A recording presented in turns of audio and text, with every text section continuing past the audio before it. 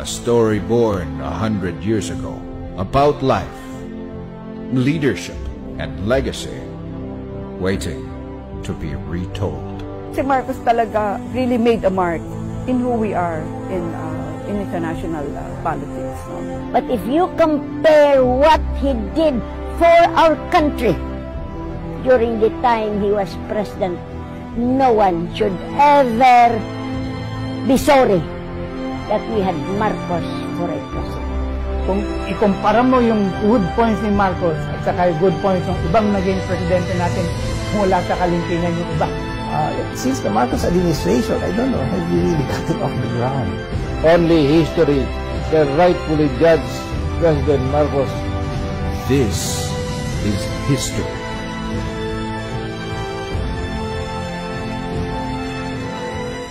This is the story of Marcos.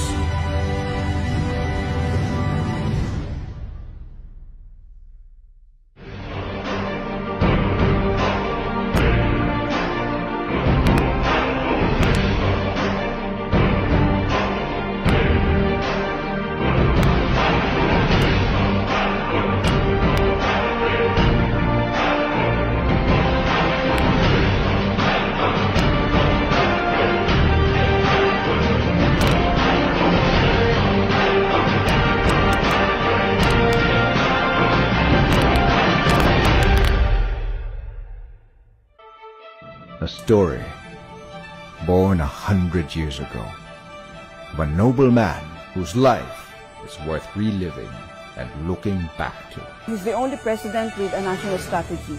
You'd think that Marcos was the bogeyman, etc. But he was actually a very kind person. The way that the Marcoses promoted the country, promoted the Filipino, is something I think that cannot be equaled in any administration. His story speaks of the great Filipino dream, a father of a nation, in conquest for absolute freedom, true justice, and real democracy for the Filipinos. The great slogan that he followed was, he wanted this nation to be great again. He was the one who was actually seeking for an independent foreign policy out of the ambit, out of the activities of the United States. It was President Marcos who declared for the first time what is now known as the Kalayaan Group of Islands as subject to the sovereignty of the Philippines. The President also wanted a negotiation with the United States about the termination of parity in 1974.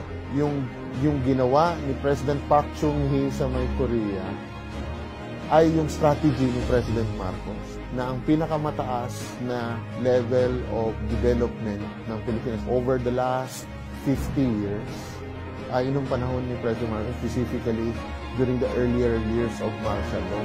His story is a story of wisdom and goodwill, a story of a visionary leader with a strong political will who realized the Filipino potential and propelled the nation to progress.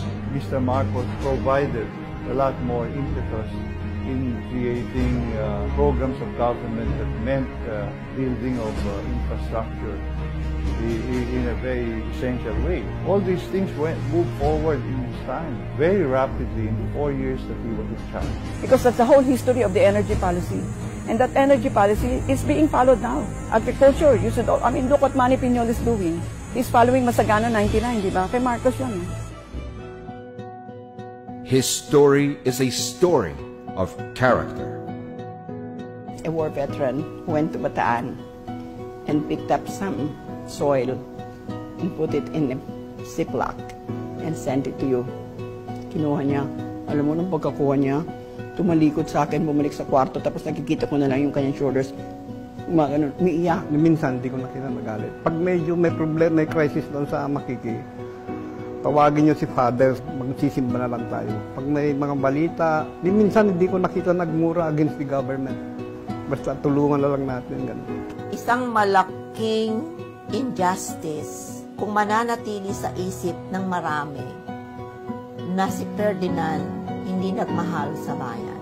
He loved this country so much that he was willing to sacrifice the presidency when he could have definitely attacked the people there at EDSA. A story of a strong man whose life was reduced by a chapter of our history. I have proclaimed martial law in accordance with the powers vested in the President by the Constitution of the Philippines.